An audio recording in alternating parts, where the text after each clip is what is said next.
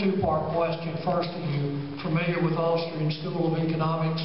And second, do you think the Fed should have the authority it is apparently taking right now and has taken for almost 100 years now to just print $600 billion in the next few months? They said you're going to just buy assets with money out of thin air for $75 billion a month with no congressional authority. Yeah, I think it's amazing that as a country, the Fed was created about 100 years ago. The Fed was created 100 years ago, and it's become incredibly activist.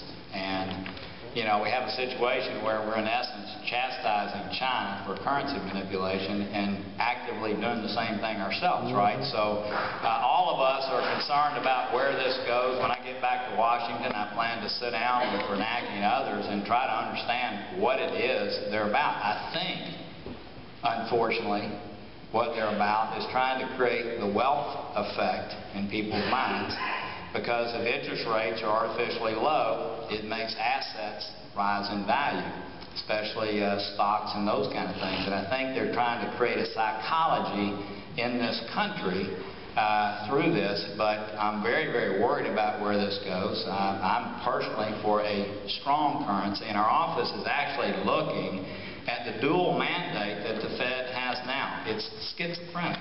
On one hand, it's to keep inflation down, and on the other hand, it's to keep employment high, which works against each other. We're beginning to look at what the Fed mandate actually should be because of this hyperactivity. Next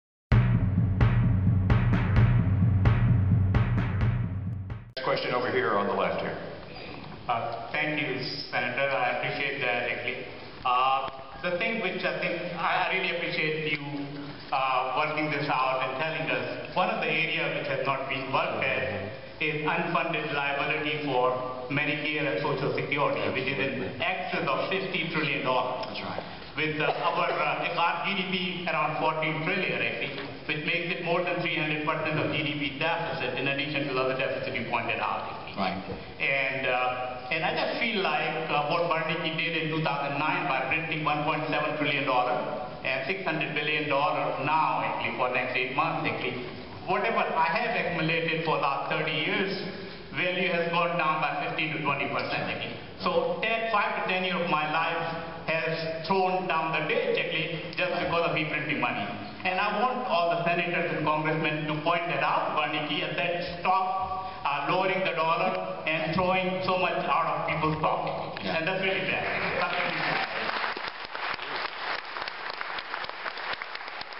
So for what it's worth, Medicare is $37 trillion, has $37 trillion in unfunded liabilities. Social Security has $8 trillion in unfunded liabilities. The outgo to fund that is calculated here, but you're right, to make those actuarially sound, you'd have to have in Medicare $37 trillion in treasury bonds sitting into account to make it actuarially sound. It's an incredible place where we Those unfunded liabilities are a 75-year period that they use to measure. That's the way we calculate over 75.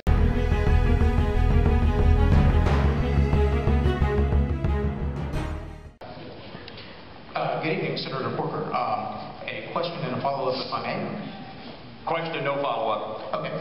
Sir, first of all, I'm Matt Collins, former chair of the Davis County Republican Party with the Campaign for Liberty, and I find it highly hypocritical that you vote for debt 1 year and then rail against it the second year. But my question is this: would you support a full and unrestricted audit of the gold that is held by the federal government and the Federal Reserve? A full and unrestricted audit of the gold that's held. I've never thought about it, but I certainly will consider it, and I will respond to you in writing. But I never thought about auditing the gold, but certainly glad to think about it. Another thing, after looking at your voting record, I find that I kind of doubt you've read the Constitution, so I'd like to present you with a copy. No, wait a minute. Wait a minute. Wait a minute. I have a copy with me at all times. I read the Constitution last Thursday morning again. I read it all the time, and I think it's pretty offensive. I apologize for it. I mean, I don't apologize. I think it's very offensive to act as if someone serving the United States Senate. Question from an aisle over here on the left side. Let me say one other thing about that. I have supported Coburn's effort. And to say that when we pass, you know, most people in Washington, unfortunately, try to feel good about themselves by passing lots of bills. Right? I mean, that's the way Washington, you develop, hey, I passed all this legislation. I'm kind of a lawmaker, and I don't really like laws. Okay? In other words, I want to sort of slow things down and keep things limited and really address policy. So I've supported Coburn's effort to say that if you're going to present a piece of legislation and try to pass it, you need to cite where in the Constitution it says we have that ability.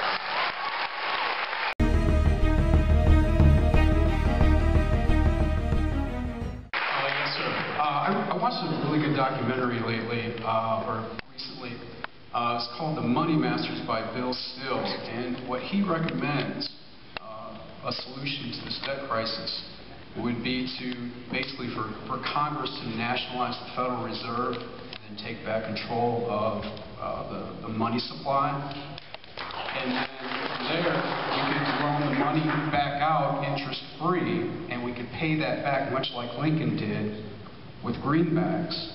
I can't speak to whether that would be a commodity-based or still a fiat currency. And he also mentioned that we should break away from NAFTA as well, get back to a localized economy, and more of a production-based economy as well. What can you speak to that?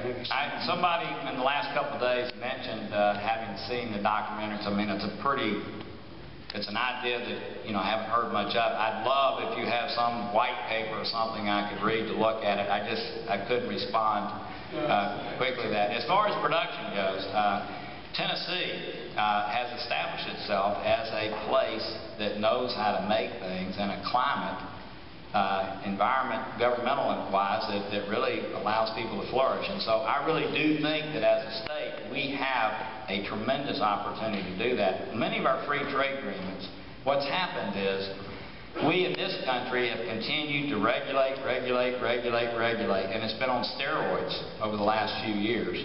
And we're competing against countries that don't have that same degree of regulation. And I think as we move forward with these trade agreements, those are the kind of things that need to be taken into account. But as a mayor of a city, and I can tell you the proof's in the pudding by virtue of the activities that we've been involved in, the actual tangible results, I believe that is exactly, especially here in Tennessee, what we need to focus on, and that's making things and exporting things.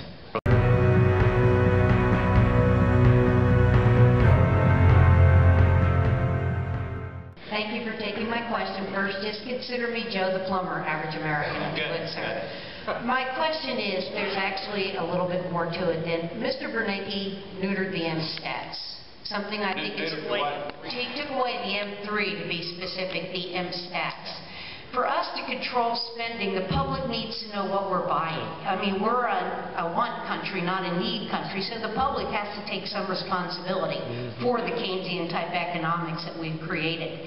But we need to audit the Fed to know exactly where the dollar goes. We have no control.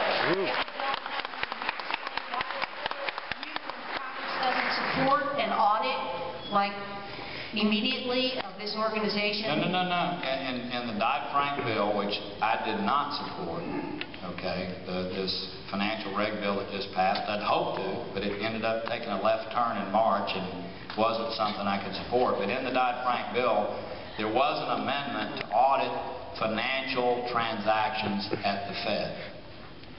Okay, now, there are going to be people in the room, and I know y'all are passing around brochures and that kind of thing, which is fine. That's what this is about.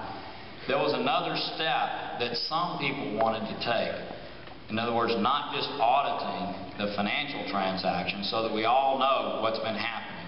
There were some people that also wanted to make the minutes quickly known of the meetings that these guys have regarding, these people have regarding monetary policy, and audit that. And there was a legitimate concern, okay, about politicizing the Fed and getting, again, 535 congressmen involved in setting interest rates directly, manipulating things for political purposes. So that didn't pass. I think with all of the hyperactivity that's taking place at the Fed, there's going to be a whole nother look. I know that our office is beginning to look at even what that mandate is, and is it even an appropriate mandate because it's so schizophrenic. It's bipolar almost.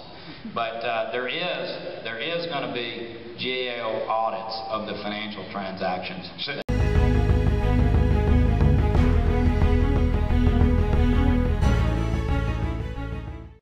Senator, I'm going to follow up. I'm going to take my privilege here. Since the Constitution does specifically empower Congress to coin and regulate money, even though it might seem to be politicizing the Fed, isn't that your specific responsibility? So Congress has the ability, and I know there's numbers of people here who care about this, and I very much appreciate you being here. Congress has the ability to delegate the responsibilities that the Constitution gives it, and that's what happened about 100 years ago when the Fed was created. Over here. But it does have the ability to change that at any time.